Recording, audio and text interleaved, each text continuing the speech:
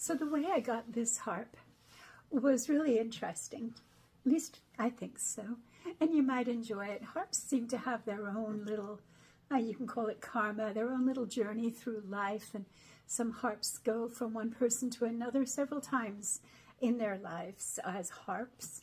And this one came to me when I lived up in New Hampshire. I had a studio that I lived in my studio, but it was open to have students there. And I also had a harp showroom there and sold lots of different wonderful harps. And one day, receiving this phone call from a woman who really wanted to sell this harp.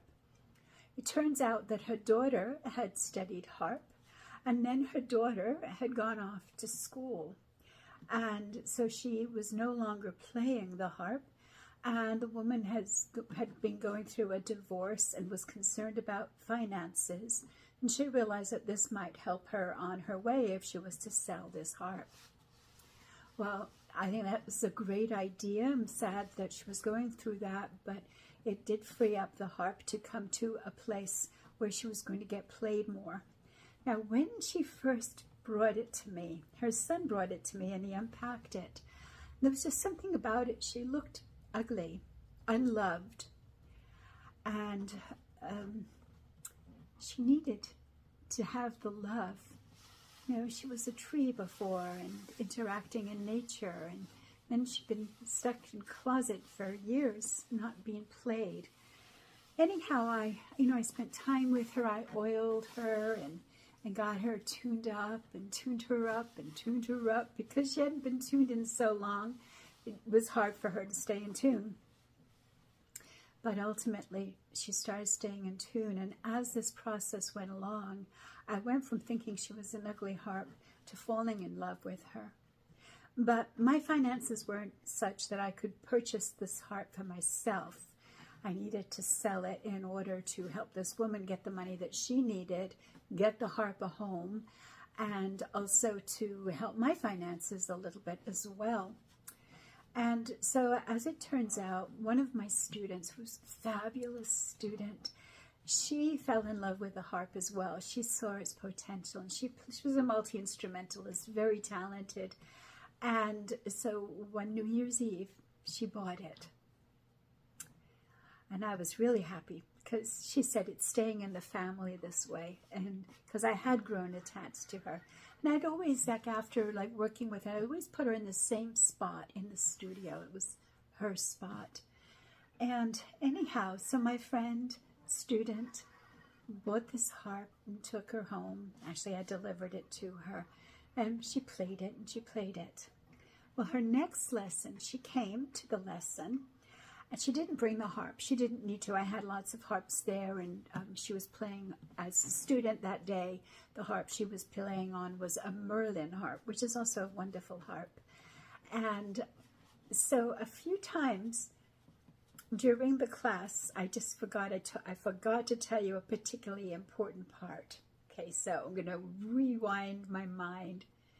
Just before her lesson, I stood in this spot that I had been keeping this harp at, and I just felt this pang in my heart, like, why did you sell this harp? This was your harp. You were supposed to have this harp. And I thought, well, it's gone to a really good home, and that's good. And then the doorbell rang, and it was my student. Okay, so fast forward now. She's in class, and she says, that harp, it hurts my fingers. I thought, oh, interesting, being that I just had that experience. So I said, oh, interesting, let's talk about that later.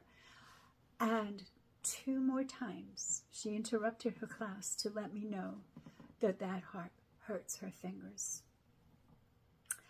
So at the end of the class, I said, let's talk.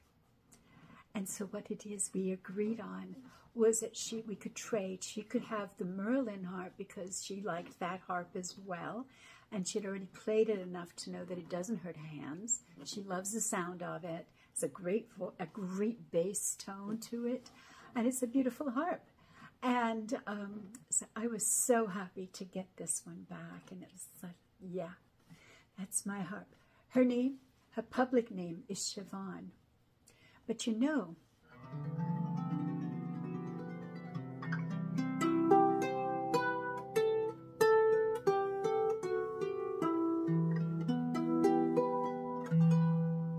it is said,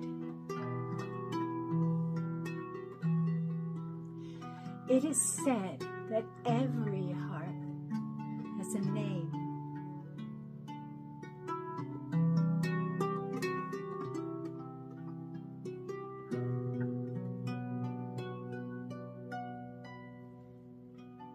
And the beautiful thing about that is that the harp will tell you the harp's name.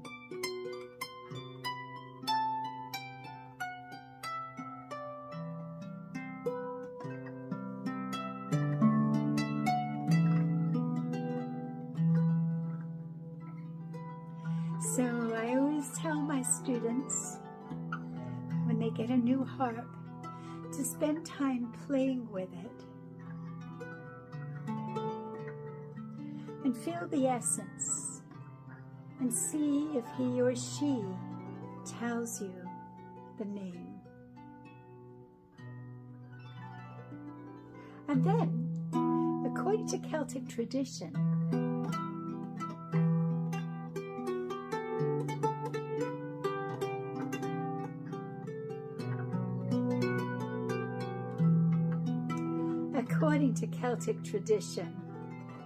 once your harp tells you its name,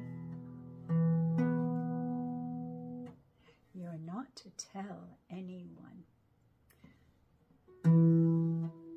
It's private between you and your harp. Well, you might say, well, you just told her name was Siobhan.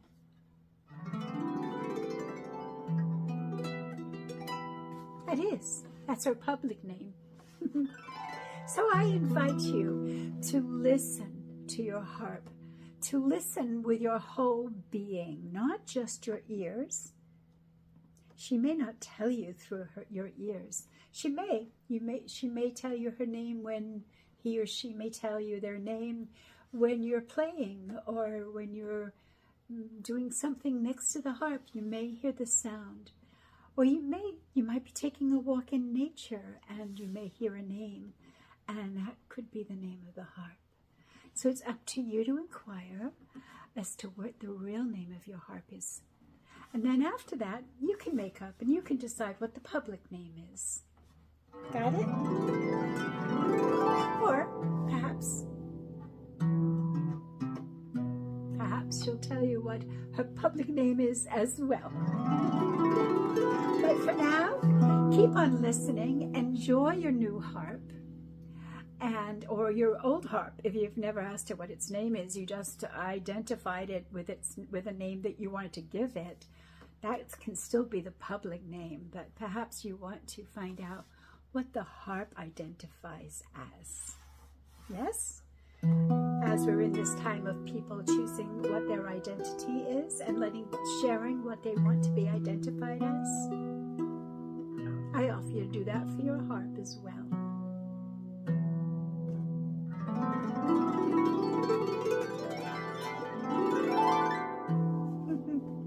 Have a happy afternoon or a harpy afternoon. Speak to you soon. Bye for now. Enjoy finding your harp's name.